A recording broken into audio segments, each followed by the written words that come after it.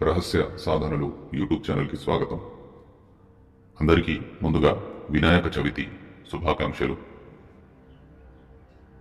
ఈ రోజున ఉచ్ఛిష్ట గణపతి స్వామివారి యొక్క మంత్ర సాధన సరళమైన పద్ధతిలో చేయు విధానాన్ని ఈ వీడియోలో తెలియపరచడం జరుగుతుంది. ముందుగా మా యొక్క యూట్యూబ్ ఛానల్ను సబ్స్క్రైబ్ చేసుకుని వారు సబ్స్క్రైబ్ చేసుకోండి.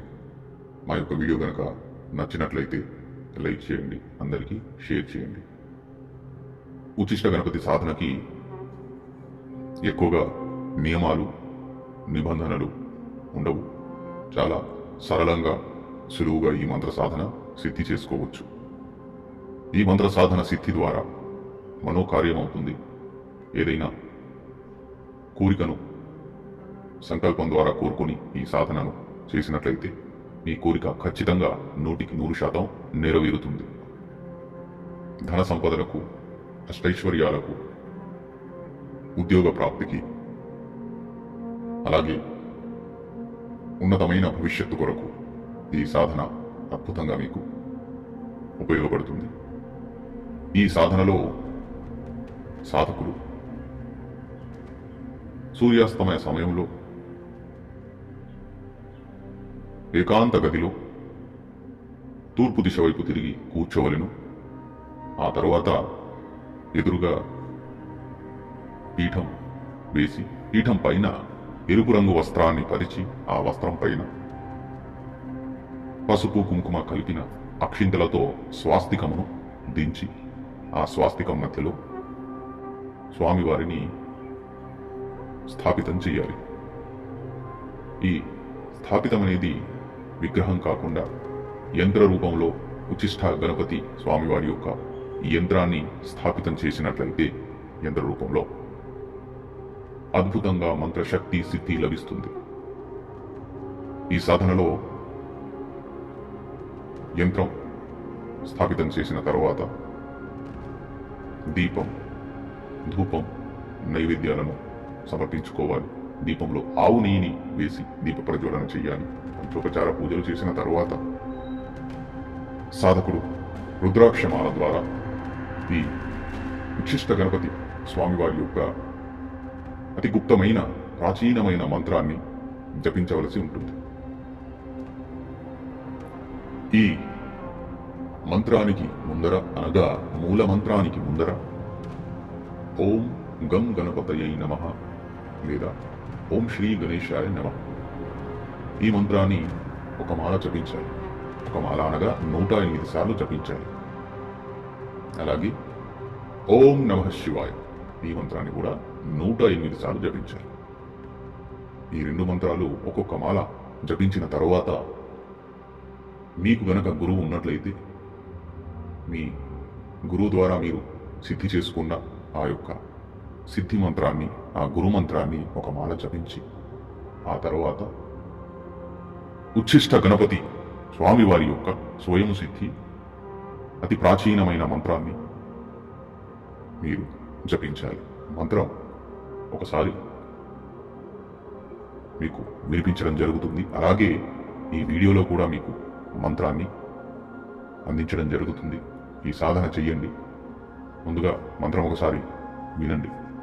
ఓం హస్తిముఖాయ లంబోదరాయ ఉచ్ఛిష్ట మహాత్మనే ఆం క్రోం హ్రీం క్లీం హుం ఘే ఘే ఉచ్ఛిష్టాయ స్వాహ. మంత్రాన్ని మరలా ఒకసారి చదివి వినిపిస్తాను. ఓం హస్తిముఖాయ లంబోదరాయ ఉచ్ఛిష్ట మహాత్మనే ఆం క్రోం హ్రీం క్లీం హుం ఘే ఘే ఉచ్ఛిష్టాయ స్వాహ. ఈ ప్రకారంగా ఈ మంత్రాన్ని జపించాలి. ఈ మంత్రాన్ని వీడియోలో కూడా మీకు అందిస్తాము. ఈ మంత్ర జపం అనేది ఈరోజు అనగా వినాయక చవితి రోజు మీరు సిద్ధి చేసుకోవాలి అని అనుకుంటే మీరు కనీసం 108 మాలలు జపించాలి. లేదా 12,500 సార్లు జపించాలి ఒకే అనుష్ఠానంలో, ఒకే రోజులో సిద్ధి కొరకు. అది ఈ వినాయక చవితి రోజు మాత్రమే. అలా కాకుండా మీరు ఈ యొక్క సాధనను 11 రోజుల అనుష్ఠాన పద్ధతిలో చేయాలి అనుకున్నట్లయితే మీరు మీ గురువు గారిని సంప్రదించి ఈ సాధనకు సంబంధించి మరిన్ని గోప్యమైన వివరాలు తెలుసుకొని ఈ సాధన గురు సాన్నిధ్యంలో చేయడం ఉత్తమం. 11 రోజుల అనుష్ఠానం అయితే ప్రతిరోజు 11 మాలల జపం చేయాలి. యథావిధిగా గణపతి మంత్రం, శివమంత్రం, గురుమంత్రం, ఆ తర్వాత ఉచ్ఛిష్ట గణపతి మూల మంత్రాన్ని జపించాలి. మూల మంత్రం అనేది 11 మాలలు జపించాలి. ఆఖరి రోజు అనగా 11వ రోజు ఆవు నెయ్యి, తేనె, హోమం చూర్ణము మిశ్రమంగా కలిపి ఒక 3 మాలల హోమం అనేది చేసి ఈ సాధన సంపూర్ణం చేసుకోవాలి. మొదటి రోజు అలాగే ఆఖరి రోజు 650 గ్రాముల 650 గ్రాముల అనగా అరకిలో కంటే కాస్తంత ఎక్కువగా లడ్డూలను, బూందీ లడ్డూలను నైవేద్యంగా స్వామివారికి అర్పితం చేయాలి. దానితో పాటుగా స్వామివారికి పుష్పాలను అర్పితం చేయాలి, సుగంధాన్ని అర్పితం చేయాలి. ఈ మంత్ర సాధన అనేది రహస్యంగా చేయాలి. మంత్ర సాధన ఇంత గోప్యంగా ఎవరికి తెలియకుండా ఇంత రహస్యంగా చేస్తే అంత అద్భుతంగా ఫలితం అనేది మీకు లభిస్తుంది. కేవలము మీకు మంత్రదీక్ష ఇచ్చిన మీ గురువుకి మాత్రమే మీ మంత్ర సాధనలో జరిగే విచిత్ర అనుభవాలను మీరు మీ గురువుకి చెప్పుకోవచ్చు. ప్రతి ఒక్క అనుభవానికి ఒక అర్థం ఉంటుంది. మీరు సిద్ధికి దగ్గరగా వెళ్తున్నారా లేదా మీ ద్వారా ఏవైనా పొరపాట్లు జరుగుతున్నాయనేవి కూడా మీ అనుభవాల ద్వారా మీ గురువు మీకు చెప్పడం జరుగుతుంది. ఈ సాధన ద్వారా భిన్నమైన అద్భుతమైన ఫలితాలు ఉంటాయి. ప్రతి కార్యానికి కూడా మనం ప్రయోగం చేయవచ్చు.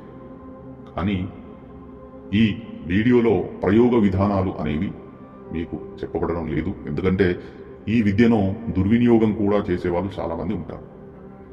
మీకు ఉదాహరణకి చెప్పాలంటే ఉచ్ఛిష్ట గణపతి స్వామివారి గణంలో పిశాచ గణాలు కూడా ఉంటాయి. అంటే చాలామంది కర్ణ పిశాచిని విద్యలు, ధన పిశాచిని లాంటివి ఈ సాధనలు చెయ్యాలి, వాటిలో సిద్ధిని పొందాలి అని అనుకునేవారు ముందుగా ఉచ్ఛిష్ట గణపతి స్వామివారి యొక్క సిద్ధి చేసుకోండి. సంపూర్ణ సిద్ధి చేసుకున్న తర్వాత ఖచ్చితంగా మీకు ధన పిశాచిని కావచ్చు, కర్ణ పిశాచిని కావచ్చు, వాటి సిద్ధి అనేది కలిగే అవకాశం ఎక్కువగా ఉంటుంది. పిశాచ గణాలకి అధిపతి ఉచ్ఛిష్ట గణపతి. ఈ యొక్క సాధనలో సాధకులు సాధన చేసే సమయంలో ఎంగిలి నోటి ద్వారా మంత్రాన్ని జపించాలి. స్వామివారికి ఏదైతే లడ్డూలను నైవేద్యంగా, మోదకాలను నైవేద్యంగా పెడతారో ఆ నైవేద్యంలో కాస్తంత నీరు స్వీకరించి కాస్తంత నైవేద్యాన్ని మీరు ముందుగా తిని ఆ తర్వాత ఈ మంత్ర జపం అనేది చేయవలసి ఉంటుంది. ఈ పద్ధతి ఇలాగే ఉంటుంది ఈ సాధన వరకు. ఇతర సాధనలలో ఇంకా ఎక్కువగా నియమాలు, నిష్ఠలు, నిబంధనలు ఉంటాయి. ఈ సాధన వరకు ఇదే ప్రకారంగా ఉంటుంది. సాధారణంగా ఈ సాధన అనేది ఎక్కువ ఎవరికీ తెలియదు. చాలా గుప్తంగా ఈ సాధనలు జరుగుతుంటాయి. ఈ యొక్క ఉచ్ఛిష్ట గణపతిని తాంత్రిక గణపతి కూడా అని పిలుస్తుంటారు. కొన్ని పదుల సంఖ్యలో ఈ స్వామివారి ప్రయోగాలు ఉంటాయి. సిద్ధి అనంతరం అవన్నీ గుప్తంగా కూడా పెట్టడం జరుగుతుంది. మీ మీ మీ యొక్క గురువులను సంప్రదించి ఉచ్ఛిష్ట గణపతి యొక్క స్వామివారి మంత్రాదీక్ష తీసుకోండి. ఈ సాధన అనేది అద్భుతంగా మీ జీవితంలో ఉపయోగపడుతుంది.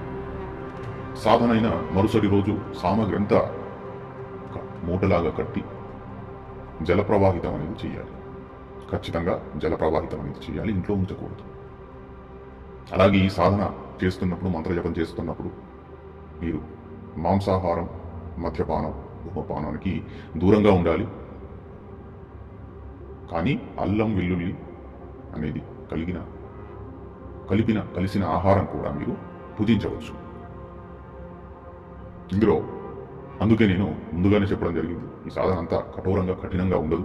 కానీ గుర్తుపెట్టుకోండి, ఉచ్ఛిష్ట గణపతి పిశాచ గణాలకి అధిపతి అని అన్నప్పుడు ఒక విషయం మీరు గుర్తుపెట్టుకోండి, ఈ సాధన గురు సమక్షంలో మాత్రమే చెయ్యాలి. కారణం ఏమిటంటే, గురు సమక్షం అంటే గురు ద్వారా ఈ యొక్క గురువు గారిని పరామర్శించి ఈ సాధన చేయాలి. ఎందుకంటే ఈ సాధనలో భయంకరమైన అనుభవాలు కూడా మీకు జరగవచ్చు. ఖచ్చితంగా భయంకర అనుభవాలు జరుగుతాయి. అలాగే భయపడే మనస్తత్వం గలవారు, అలాగే ధైర్యం లేని వాళ్ళు ఈ సాధనకి దూరంగా ఉండండి. ఇది ఈరోజు ఉచ్ఛిష్ట గణపతి స్వామివారి మంత్ర సాధన. ఈ యొక్క సాధన మా ద్వారా ఎవరైనా చేయాలి అని అనుకుంటే మమ్మల్ని సంప్రదించండి. ఈ సాధనకు సంబంధించి పూర్తి విధి విధానాలు అనేవి మీకు తెలియపరచడం జరుగుతుంది. లేదా మీ గురువులను సంప్రదించి ఈ మంత్ర సాధన చేసుకోండి. మా యొక్క వీడియో కనుక నచ్చినట్లయితే లైక్ చేయండి, అందరికీ షేర్ చేయండి. జై మా కాళీ, జై శ్రీ మహాకాళి.